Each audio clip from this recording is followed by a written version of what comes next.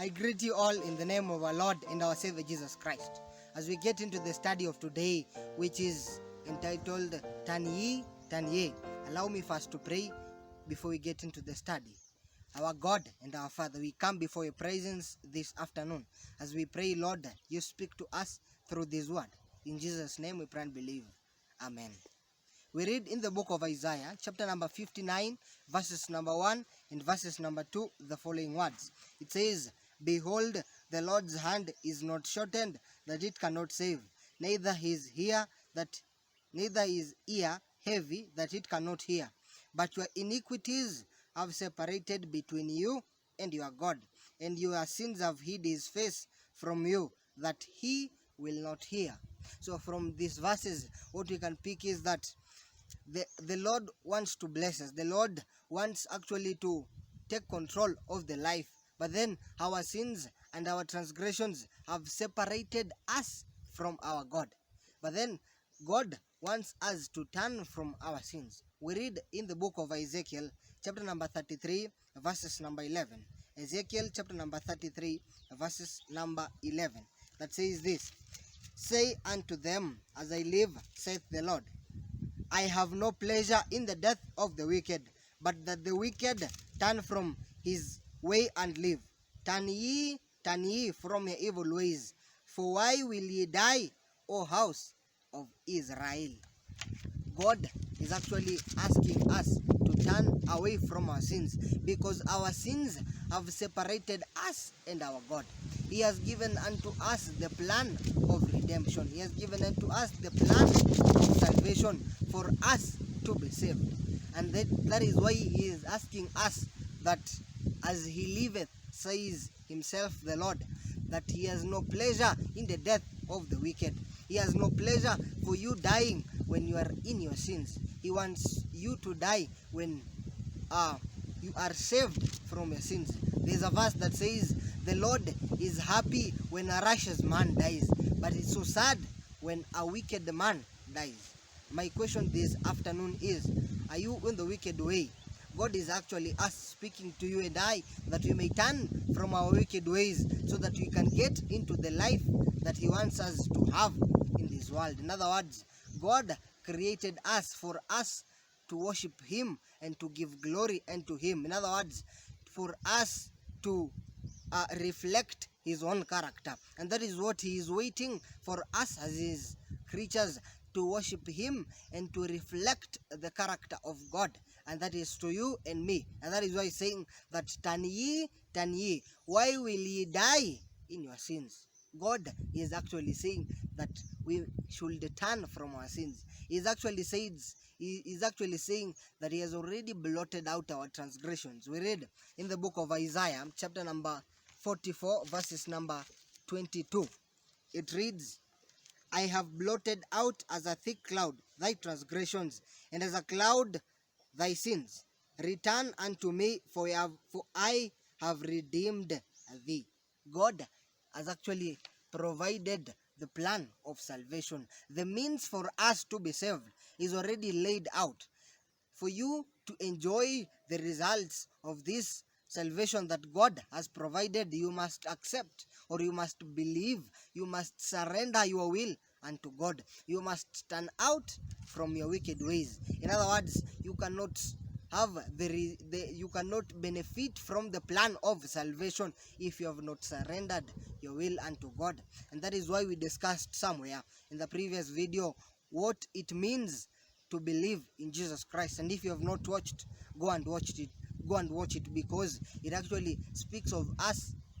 What does it mean to believe in Jesus Christ? Because we read in the book of John chapter number 3, verses number 16, that says, For God so loved the world, that he gave his only begotten Son, that whosoever believeth in him should not perish, but have everlasting life.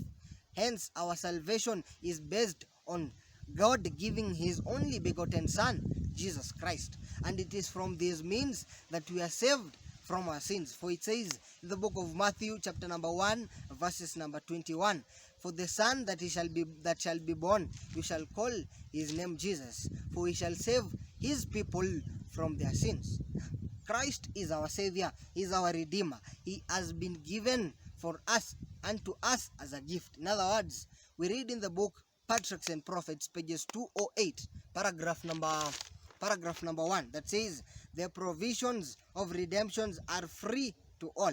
The results of redemption will be enjoyed by those who have complied with the conditions.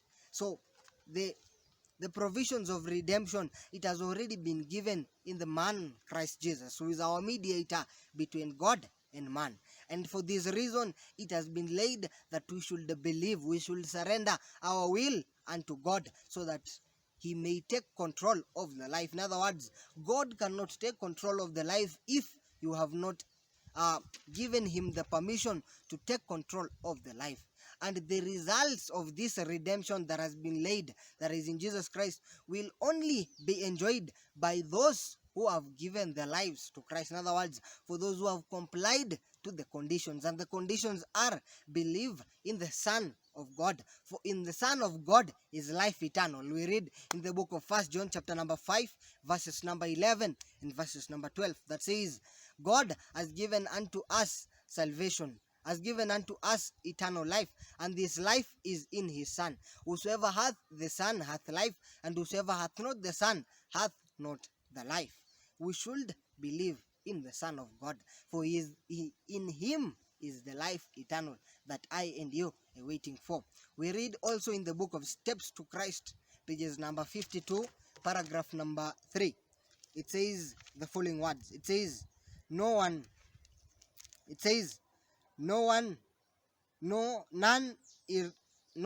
are so sinful that they cannot find strength, purity, and righteousness in Jesus Christ.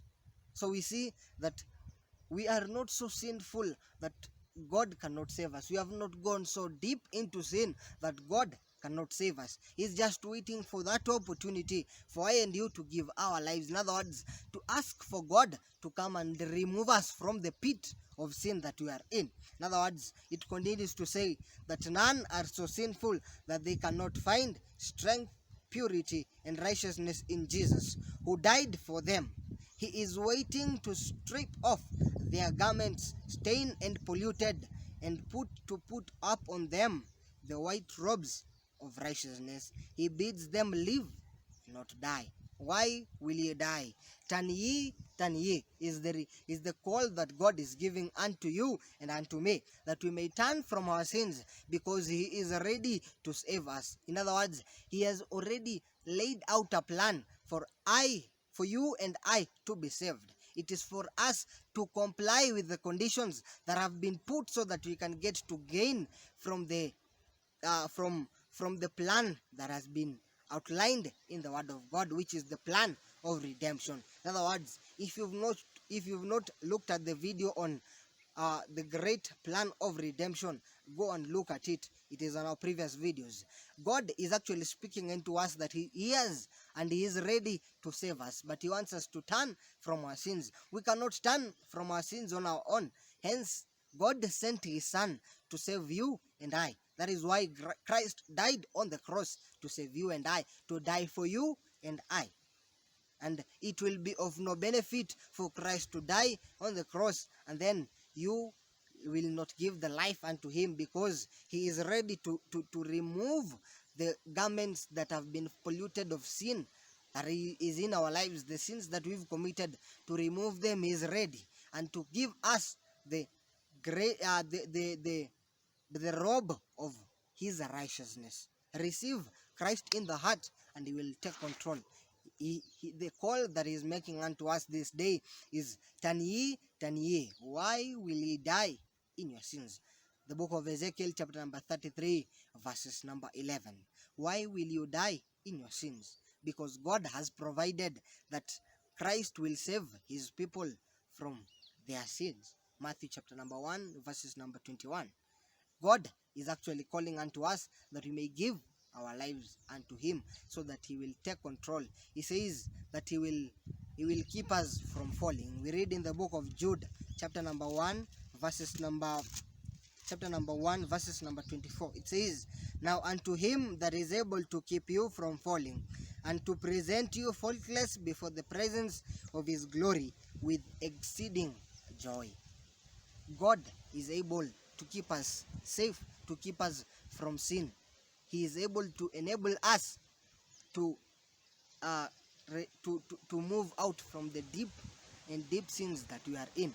Whatever sin that we are in, we are not so sinful that God cannot save us. We are not so down that God can save us. Whether it be pornography, whether it be masturbation, whether it be any sin that you are passing through, God is actually able to save you from the situation that you are in. Give your life to him and he will take control of it, and you will never regret of that decision of giving the life to Christ. Thank you for this. Thank you for listening, and may God bless you. Let us pray as I finish the study. Our God and our Father, we come before your presence and we ask, be with us and help us, O God, to turn from our sins. Help us to repent and confess all our sins. For you say in your word that if we confess our sins, you are just and faithful to forgive us. Forgive us, Lord. And I ask, O God, speak to us in every day, in every word that you speak to us. Help us, O God, to listen from you. In Jesus' name we pray and believe. Amen.